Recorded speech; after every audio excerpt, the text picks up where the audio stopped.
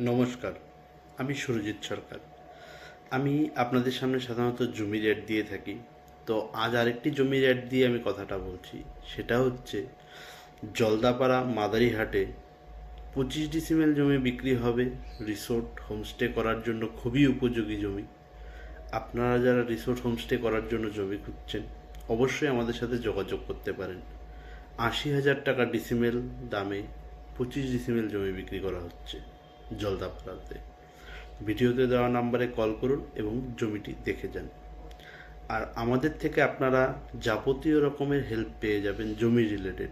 আমরা জমি মাপামাপি, জমি রেজিস্ট্রি, যাবতীয় কাজ A to Z করিয়ে থাকি।